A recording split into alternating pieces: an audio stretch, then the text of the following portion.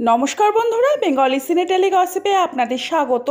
আশা করি সবাই খুব ভালো আছেন, সুস্থ আছেন। শ্রীময়ী চট্টরাজ কাঞ্চন মল্লিক টলিপাড়ার অন্যতম চর্চিত জুটি। কারণ একটাই, বিস্তর বয়সের ফারাকে কাঞ্চনের তৃতীয় বিয়েই যেন এক শ্রেণী মেনে নিতে পারেননি, যার ফলে চরম ট্রোলিংয়ের শিকার হতে হয় অভিনেতাকে। যদিও তিনি বা শ্রীময়ী কেউই এই বিষয়কে খুব একটা গুরুত্ব দিতে নারাজ। বরং শ্রীময়ী হাসতে হাসতে জানিয়েছিলেন এতে যেন তাদের ফলোয়ার আরও বেড়ে গিয়েছে। দেখতে দেখতে কয়েক মাস ঘর করে ফেললেন তারা। কেমন আছেন তারা? একে অপরকে কাছ থেকে দেখে কার কী অনুভূতি, এবার সেই প্রসঙ্গেই মুখ খুলতে দেখা গেল কাঞ্চন ও শ্রীময়ীকে। শ্রীময়ী এদিন কাঞ্চনের স্ট্রাগলকেও তালিকা থেকে বাদ রাখলেন না।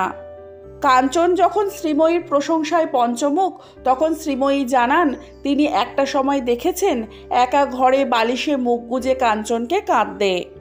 তবে বরকে মুখ চোরা বলতেও তিনি পিছপা হলেন না। হঠাৎ কেন এই প্রসঙ্গ উঠল? শোয়ের সঞ্চালিকা প্রশ্ন করেছিলেন দুজন দুজনের প্রতি কি পজেসিভ। উত্তরে শ্রীময়ী বললেন কাঞ্চন একেবারেই পজেসিভনেস দেখায় না, বোঝায়ও না। কাঞ্চন হচ্ছে খুব নরম স্বভাবের, এটা ভালো গুণও বলতে পারো, খারাপ গুণও বলতে পারো। কাঞ্চন হচ্ছে মুখ চোরা। এমনও হয়েছে দিনে হয়তো গুনে গুনে 3 বার আমি তোমায় ভালোবাসি বলেছে। না, ওর মধ্যে নেই সেটা। কিন্তু প্রেমিক মানুষ, প্রেমটা আছে, কিন্তু সমস্যা হচ্ছে ও পজেসিভনেসটা দেখায় না।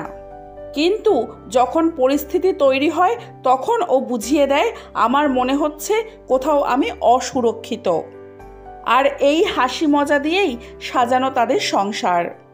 কাঞ্চন নিজে স্বীকার করে নেন অতীতে তিনি এমন অনেক কিছু করেননি যা এখন তিনি করেন। বেড়াতে যাওয়া থেকে শুরু করে নিজেকে নিয়ে ভাবা সবটাই তিনি এখন উপভোগ করছেন শ্রীময়ীর হাত ধরে। বিনোদন জগতের নানান আপডেট পেতে হলে আমার চ্যানেলটিকে সাবস্ক্রাইব করে রাখুন। ভিডিওটি ভালো লাগলে লাইক, কমেন্ট, শেয়ার করতে ভুলবেন না। আজকের ভিডিওটি এই পর্যন্ত। ভালো থাকবেন, সুস্থ থাকবেন, দেখা হবে পরবর্তী ভিডিওয়। ততক্ষণের জন্য টাটা।